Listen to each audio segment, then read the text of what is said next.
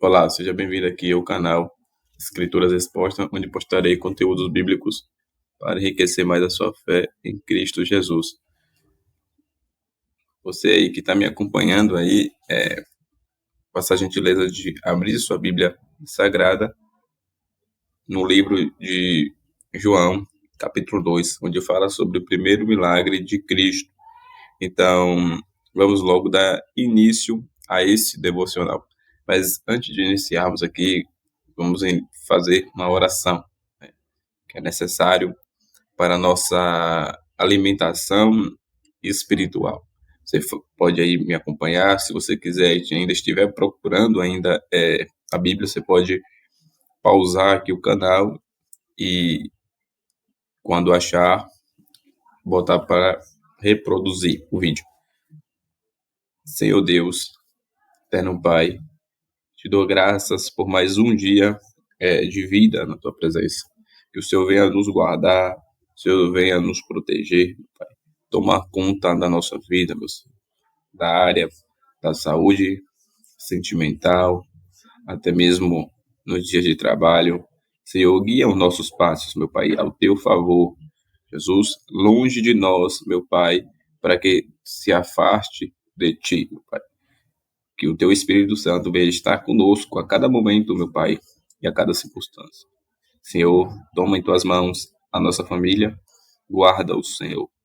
Sei que o Senhor sonda o coração de cada um, meu Pai. Que o Senhor possa trabalhar de acordo com a necessidade de cada um. Que o Senhor possa operar na vida de cada um deles, no nome de Jesus. E pela tua palavra, meu Pai, que nós poderemos ser edificados e ser transformados por ela. E cada vez mais, a gente também pode ser fortalecido através do teu poder glorioso. Eu te peço, em nome de Jesus. Vamos logo dar início, né, a mais uma mensagem bíblica. Acompanha aí comigo, você que achou aí o Evangelho de João, capítulo 2, né? As bodas em Caná, a água feita vinho, como já é conhecido, né, por todos, esse milagre de Jesus. Vamos fazer a leitura. E ao terceiro dia fizeram-se umas bodas em Caná da Galileia, e estava ali a mãe de Jesus. E foi também convidado Jesus e os seus discípulos para as bodas. E faltando o vinho, a mãe de Jesus lhe disse: não tem vinho. Disse-lhe Jesus: mulher, que tenho eu contigo? Ainda não é chegada a minha hora. Sua mãe disse aos serventes: fazei tudo quanto ele vos disser. Louvado seja Deus. E estavam ali postas 6 talhas de pedra para as purificações dos judeus, e em cada uma cabiam 2 ou 3 almudes. Disse-lhe Jesus: enchei da água essas talhas d'água, e encheram-nas até cima. E disse-lhes: tirai agora e levai ao mestre-sala. E levaram. E logo que o mestre-sala provou a água feita vinho, não sabendo de onde viera, se bem que o sabiam os serventes que tinham tirado a água, chamou o mesmo mestre-sala ao esposo. Disse-lhe: todo homem põe primeiro o vinho bom, e quando já tem bebido bem, então o inferior, mas tu guardastes até agora o bom vinho. Jesus principiou assim os seus sinais em Caná da Galileia e manifestou a sua glória, e os seus discípulos creram nele. Depois disto, desceu a Cafarnaum, ele e sua mãe e os seus discípulos ficaram ali não muito dias. Grandioso é o nosso Jesus, que opera milagre em ocasiões extraordinárias. Vamos dar seguimento aqui à mensagem. Este evangelho no Evangelho de João, ele procura colocar Jesus no centro de tudo, dando a entender que Jesus já existia, mas foi revelado agora entre os outros evangelhos. João tem uma visão mais aprofundada, não é à toa que em Apocalipse capítulo 4 fala sobre o quarto anjo com o rosto de águia, comparando o evangelho de João. Desse início aqui, pessoal, é logo no capítulo 1, quando João ele tem uma visão aprofundada, onde ele mesmo escreve no primeiro verbo: no princípio era o verbo, se referindo-se a Gênesis capítulo 1. Dentre todos os evangelistas ali, João era o que mais havia tido uma visão aprofundada, mais teológica, a respeito do nosso Senhor Jesus Cristo. Louvado seja Deus. Porque no Evangelho de Mateus, Jesus é apresentado como Rei dos Judeus. Em Marcos, ele é servo de Deus. Em Lucas, ele é o Filho do homem. Em João, Jesus é Filho de Deus. Grandioso é o Senhor. O interessante é que a visão desse evangelista é tão aprofundada que ele utiliza o primeiro capítulo de Gênesis, como já falei, para revelar a existência de Cristo. Desde o princípio, a profundidade é tanta que, a pegarmos o capítulo de Gênesis, capítulo 1 e o capítulo 1 de João, aprenderíamos 5 coisas sobre Deus e 5 coisas sobre Cristo, já logo no primeiro capítulo. Olha que extraordinário. Gênesis capítulo 1.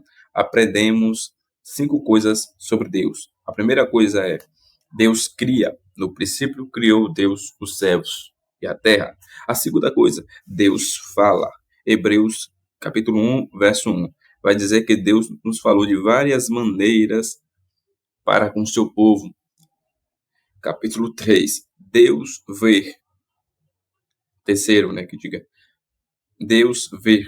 1 Samuel 16, verso 7. Ele não olha como um homem vê. Louvado seja Deus. Quarto, Deus chama. Gênesis, ele chamou Adão pelo nome. Quando Samuel estava dormindo, ele o chamou também. 5. Deus fez. Apocalipse 21, verso 5. Faço coisas novas. Louvado seja Deus. Então, essas são as 5 coisas que aprendemos logo no primeiro capítulo de Gênesis, onde logo nos mostra essas 5 coisas que você aí deve ter lembrado. Primeira, que ele cria, Deus fala, Deus vê, Deus chama e Deus faz. Agora, em João, aprendemos também 5 coisas sobre Jesus. A primeira é que Jesus é o Verbo. Ele é a palavra de Deus encarnada. A segunda é: nele estava a vida. Infelizmente, muitos procuram a vida em prazeres, festas no mundo, entre outros, mas a vida está em Cristo. Terceiro, ele é a luz dos homens para escapar das trevas. Quarto, o unigênito do Pai. Louvado seja Deus. Unigênito que batiza com o Espírito Santo, mediador entre Deus e o homem, intercessor entre tudo e entre todos, tanto que o Pai disse, ele é um como eu. Portanto, todos os anjos o adorem.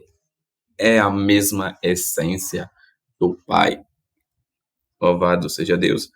Quinto e último, ele é o Cordeiro de Deus que tira o pecado do mundo. Louvado seja Deus. Isto é as 5 coisas que aprendemos sobre Cristo logo em João capítulo 1. Nesse segundo capítulo, João especificando sobre o primeiro milagre de Jesus. Então ele inicia dizendo: ao terceiro dia, Em outras traduções, no terceiro dia.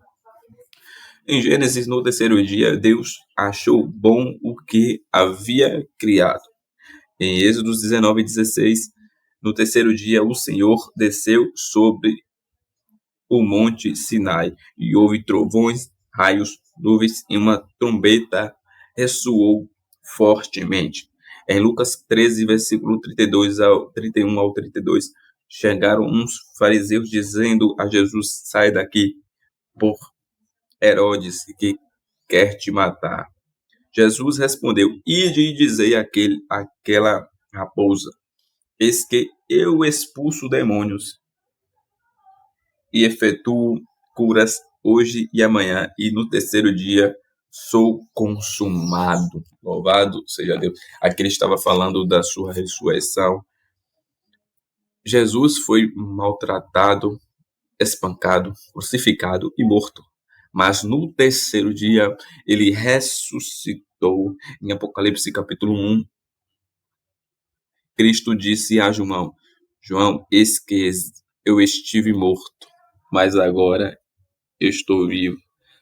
Eis que eu estive morto, mas agora eu estou vivo.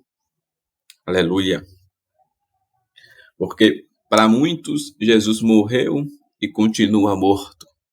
Mas Jesus estava afirmando com João: eu não estou mais morto, agora eu estou vivo. Ele ainda reina para todos sempre. Aleluia. No verso 2, o convidado. Jesus e os seus discípulos foram convidados. Pense num convite abençoado. Não é mencionado o nome de quem convidou Jesus, mas ele acertou na escolha. Provavelmente deve ser um noivo ou noiva. E assim devemos seguir o mesmo exemplo. Convide Jesus para entrar no seu quarto. Convide Jesus para atuar na nossa parentela. Convide Jesus para estar no dia a dia. Convide Jesus na área do seu casamento. Porque neste casamento Jesus fez milagres. Imagina o seu. Convide Jesus para áreas da sua vida e não os outros. Os outros são limitados, são um ser humano, mas Jesus é diferente. Se Jesus não fosse convidado para esta festa, com certeza seria um desastre. Mas Jesus sendo convidado, aquilo que terminaria em choro, terminará em alegria. Aquilo que terminaria em derrota, terminará em vitória. Aquilo que terminará em vergonha, terminará em honra. Aquilo que terminaria em humilhação, terminará em exaltação. Aquilo que terminaria em tempestade, terminará em abundância. Eu já posso sentir a presença do convidado. Grandioso és Deus. Como dizia a cantora Damares, o principal convidado não chegou aqui de carro, barco ou avião, mas veio voando do alto, já pousou neste ambiente. No verso 3, e faltando o vinho, a mãe de Jesus lhe disse: não tem. Assim como nos tempos atuais, o bolo não pode faltar em festa de casamento, mas na época em que não podia faltar era o vinho. Mas o que o vinho significa? Segundo a palavra de Deus, o vinho quer dizer a alegria, pois o Salmo diz: o vinho alegra o coração. Louvado seja Deus. Maria está dizendo: faltou o vinho. O vinho era a alegria da festa, mas acabou. A pergunta é: o que tem te faltado? Já pensou nisso? O que está faltando no seu casamento? O que é que está faltando na sua vida? O que é que está faltando na área sentimental? O que é que está faltando na área psicológica? Se te falta força, ele te fortalece. Se falta estrutura, ele é o teu alicerce. Se te falta renovo, ele é o renovo da justiça. Se tua alma está perturbada, ele te refrigera a tua alma.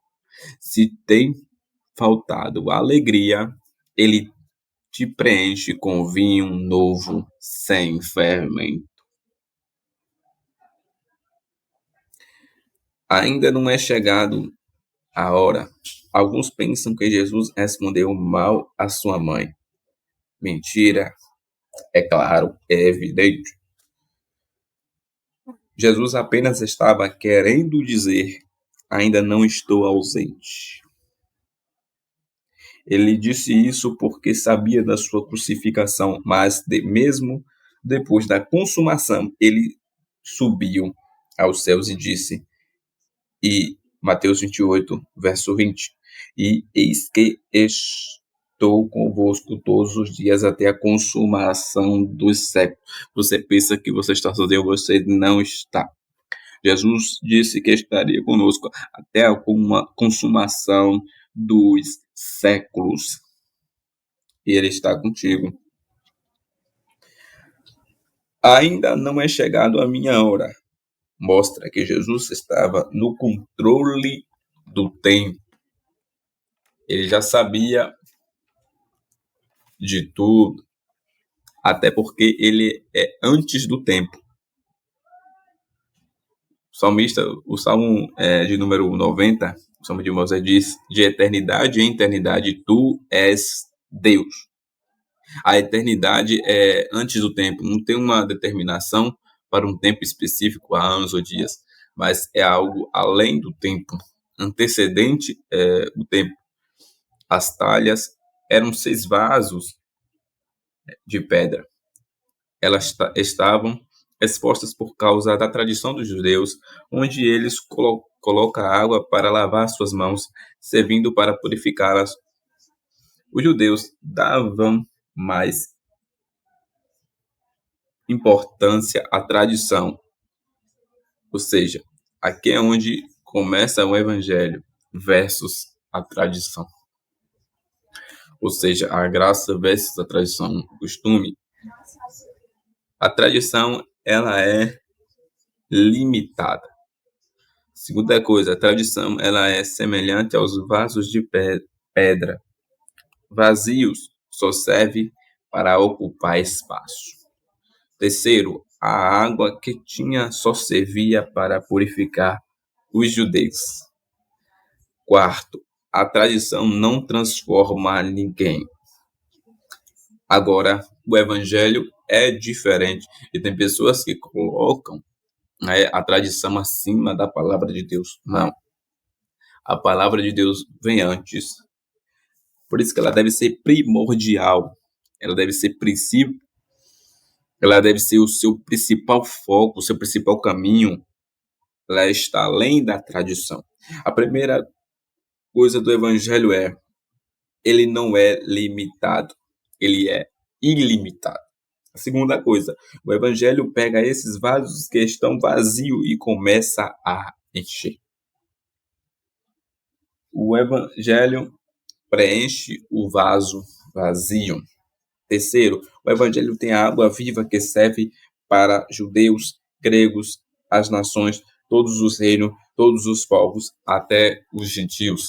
Ou seja, a água do evangelho não é só apenas para os judeus se purificar, mas qualquer ser humano que venha se arrepender, que venha crer no nome de Cristo, que aceita o Senhor Jesus como seu único e salvador da sua vida, aquele que quiser fazer uma aliança com o Senhor, esta água do evangelho é pronto para purificar, salvar, transformar vidas. A água do evangelho ela é purificadora para toda a carne, para todo ser humano. Creia nisto.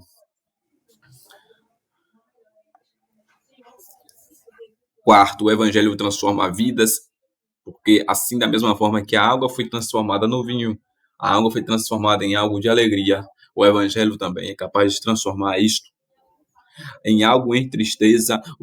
O evangelho pode converter em alegria, em bonança. Jesus não só mudou a aparência da água, mas mudou o sabor, porque ele transforma por dentro e por fora. Mestre Sala falou ao esposo, verso 10: todo homem põe um primeiro vinho, que é o bom, mas tu guardastes para o final. O que ele estava dizendo? Que era costume nos casamentos servir o primeiro vinho. O primeiro vinho era o vinho bom, e o próximo vinho que viria era um vinho ruim. Mas com Jesus ali foi diferente. Tanto é que ele pensou que foi o esposo que forneceu esse vinho bom, como na verdade foi Cristo. Mas Deus, ele transforma situações tristes em situações alegres. Para Deus, as melhores coisas não estão no início, mas no final. Recorde isso, memorize isso. Para Deus, as melhores coisas não estão no início, mas sim no final. No início, o jardim afastou o homem de Deus. No fim, Cristo resgatou na cruz. No início, a serpente feriu o calcanhar de Cristo. No fim, Jesus esmagou a cabeça da serpente. No início, em Gênesis, Deus criou os céus e a terra. No fim, em Apocalipse, Deus criou a nova Jerusalém e os novos céus e as novas terras. Ele fez tudo novo. As melhores coisas não estão no início, mas sim no fim. Não adianta iniciar bom e terminar ruim. Não adianta começar vencendo e terminar como um derrotado. Não adianta começar alegre e terminar triste. Isso não tem lógica. Mas, se você começou triste, se você começou angustiado, se você começou perdendo, a lógica de Deus vem aí. No fim, é vitória. No fim, é alegria. No fim, você será um vencedor. No fim, você será abençoado. Esta é a lógica do nosso Deus. E aqui, desde já, eu faço o encerramento, de mais um devocional. Se você se sentiu edificado, nada mais que o meu objetivo de trazer a palavra de Deus para que haja edificação nas nossas vidas, para que a gente possa, em conjunto, ser fortalecido na fé de Cristo. E Jesus, vamos, para encerrar aqui, eu vou fazer mais uma oração e logo terminarei este vídeo. Senhor, meu Deus, obrigado por mais um dia na tua presença, por mais um devocional, que o Senhor possa estar conosco mais uma vez. Jesus, que a tua palavra venha fixar nos nossos corações, meu Senhor da glória. Que cada pessoa que ouviu e acompanhou na leitura da palavra, a mensagem central, possa ser fortalecido através dessa mensagem, que o Senhor possa trabalhar no seu coração, na sua mente, em qualquer área da sua vida de cada um. Senhor, eu te peço que continue conosco para tudo sempre, nos guie pelo teu Espírito Santo, nos livres de todo o mal, de toda palavra ao contrário. Deus, Senhor, nos fortalece, blinda a nossa mente no nome de Jesus. Assim te peço. Deixo uma última mensagem aqui para finalizar.